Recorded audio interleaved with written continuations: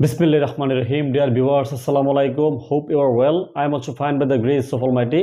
আলাস English নাটের পক্ষ থেকে আপনাদের সকলকে স্বাগতম জানাচ্ছি আমি মাহবুবুল আলা। বন্ধুরা, আজকে যে লেসনটা নিয়ে আসছে সেই লেসনটি হলো পার্টিসিপল ফ্রেজ নিয়ে বন্ধুরা। তো বন্ধুরা, আপনাদের বোঝানোর সুবিধার জন্য আমি এই লেসনটাকে এইভাবে সাজিয়েছি যে এই লেসন থেকে আমরা যে জিনিসগুলো শিখব পার্টিসিপল ফ্রেজের পাশাপাশি যে what is participle phrase, how it acts in the sentences, and what is the difference between participle and participle phrase. বন্ধুরা, তো কথা না বাড়িয়ে চলুন মূল আলোচনায় চলে যাই। বন্ধুরা, প্রথমে আমরা দেখে নিই যে পার্টিসিপল ফ্রেজের যে সংজ্ঞাটি আমি দিয়েছি সেই সংজ্ঞাটি একটু দেখি। যেমন এ participle phrase is a phrase that starts with a participle and works as an adjective. That means একটি পার্টিসিপল ফ্রেজের জন্য আমার দুটি শর্ত বিদ্যমান থাকতে হবে একটি এই পার্টিসিপল ফ্রেজটার মধ্যে। তার মধ্যে কি এটা শুরু হবে কি পার্টিসিপল দিয়ে, যেহেতু ফ্রেজ তাহলে আরও কিছু অবশ্যই ওয়ার্ড থাকবে, কারণ একাধিক ওয়ার্ডের সমন্বয়ে কিন্তু একটি ফ্রেজ গঠিত হবে। তাহলে এটি শুরু হবে কি পার্টিসিপল দিয়ে, আর এটি অবশ্যই কাজ করবে অ্যাডজেক্টিভ হিসেবে। তাহলে বন্ধুরা, যখনই এই দুইটি শর্ত ফিল আপ হবে তখনই সেটি পার্টিসিপল ফ্রেজ গঠিত হবে। তাহলে বন্ধুরা, আমাদের প্রথম যে শর্ত সেটি হলো কি পার্টিসিপল। তাহলে আমরা চলুন একটু দেখে নিই যে পার্টিসিপল কি। পার্টিসিপল বলতে আমরা কি বুঝাই। যেমন দেখেন, আমাদের ইংলিশ গ্রামারের মধ্যে কিন্তু তিন ধরনের পার্টিসিপল আছে, যেমন কি প্রেজেন্ট পার্টিসিপল, পাস্ট পার্টিসিপল আর একটি পারফেক্ট পার্টিসিপল। তাহলে বন্ধুরা দেখেন, প্রেজেন্ট পার্টিসিপল কি? প্রেজেন্ট পার্টিসিপল হলো কি, যেমন ভার্বের বেস ফর্মের সাথে আইএনজি যুক্ত করলে সেটি হবে কি প্রেজেন্ট পার্টিসিপল। যেমন ইটিং, রাইটিং, রিডিং, এই ধরনের যে সমস্ত ভার্বগুলো আছে যে ভার্বের বেস ফর্মের সাথে আইএনজি যখন যুক্ত করে দেবো তখন সেটি হবে কি প্রেজেন্ট পার্টিসিপল। বন্ধুরা, পাস্ট পার্টিসিপল দেখেন যে পাস্ট পার্টিসিপল হলো কি ভার্বের যে 3 নম্বর ফর্মটি রয়েছে সেই 3 নম্বর ফর্মটি হলো মেইনলি পাস্ট পার্টিসিপল। যেমন ইটেন, রিটেন, বার্নড এটসেট্রা। তারপর বন্ধুরা আরও একটি পার্টিসিপল আছে, যেমন যখন হেভিং ভার্বের সাথে যখন কি পারফেক্ট পার্টিসিপলটা হলো হেভিং ভার্বের সাথে যখন কি ভার্ব 3 যুক্ত হবে, হেভিং প্লাস ভার্ব 3। যেমন আমরা বলতে পারি কি having finished my work I went there. তাহলে এই যে বন্ধুরা হ্যাভিং ফিনিশড এটি হলো কি পারফেক্ট পার্টিসিপল।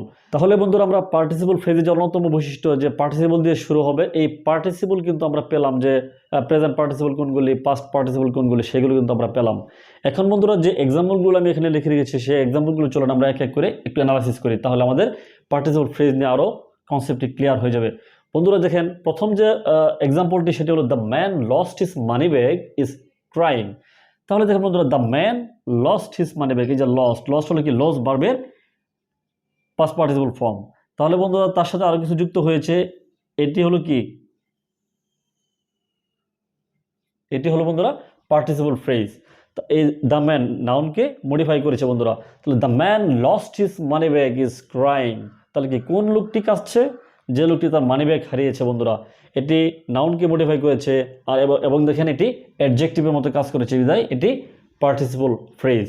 বন্ধুরা দ্বিতীয় যে এক্সাম্পলটি দেখেন বন্ধুরা, the man bought a ring made with gold. তাহলে দেখেন the man bought a ring, এটি হলো মেইন ভার্ব। তাহলে the man bought a ring made with gold, এই যে মেডটি হলো কি ভার্বের past participle form, made with gold. এইটি হলো বন্ধুরা আমাদের পার্টিসিপল ফ্রেজ।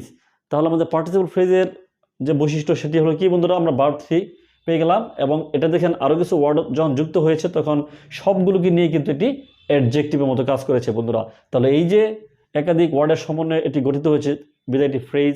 আর যেহেতু past participle form, that means কি ভার্বের পাস্ট পার্টিসিপল দিয়ে যখন শুরু হয়েছে এবং আরও অন্যান্য কিছু ওয়ার্ডগুলোকে নিয়ে যখন এটি অ্যাডজেক্টিভের মতো কাজ করেছে তখন সেটাই কি হয়েছে বন্ধুরা পার্টিসিপল ফ্রেজ গঠিত হয়েছে বন্ধুরা। এরপর আসেন বন্ধুরা, যেমন দেখেন লাস্ট যে এক্সাম্পলটি সেটি হলো কি quarrelling with mother the girl began to cry. তাহলে কোয়ার্লিং, এখন দেখেন quarrelling with mother the girl began to cry. এই যে কোয়ার্লিং ভার্বের কি বেস ফর্মের সাথে আইএনজি যুক্ত হয়েছে, এটি কি প্রেজেন্ট পার্টিসিপল উইথ মাদার। এই পর্যন্ত এটি হলো বন্ধুরা কি পার্টিসিপল ফ্রেজ। আর এটি হলো কি বন্ধুরা participle phrase the girl began to cry, বালিকাটি কান্নাকাটি শুরু করলো। এটি হলো মেইন ভার্ব বন্ধুরা। তাহলে দেখেন কোয়ার্লিং উইথ মাদার। আর আপনারা বন্ধুরা একটা আপনাদের সুবিধার জন্য একটু বলছি যে মনে রাখার সুবিধার জন্য, যখন প্রেজেন্ট পার্টিসিপল বা এই পার্টিসিপল ফ্রেজটি যখন সেন্টেন্সের শুরু থেকে থাকবে তখন কিন্তু এই পর্যন্ত কিন্তু বন্ধুরা একটা কমা থাকবে বন্ধুরা। তাহলে বন্ধুরা কোয়ার্লিং উইথ মাদার হলো কি পার্টিসিপল ফ্রেজ কীভাবে ভার্বের বেস ফর্মের সাথে আইএনজি যুক্ত হয়েছে এবং আরও অন্যান্য দুটি ওয়ার্ড নিয়েছে, যেমন উইথ মাদার, এইটুকু নিয়ে বন্ধুরা কি অ্যাডজেক্টিভের মতো কাজ করেছে, বিদায় এটি পার্টিসিপল ফ্রেজ। তাহলে বন্ধুরা আমি আবার একটু রিভিউ করছি যে পার্টিসিপল ফ্রেজের যে দুটি বৈশিষ্ট্য সেটা হলো কি পার্টিসিপল দিয়ে শুরু হবে এবং কি এটি অ্যাডজেক্টিভের মতো কাজ করবে।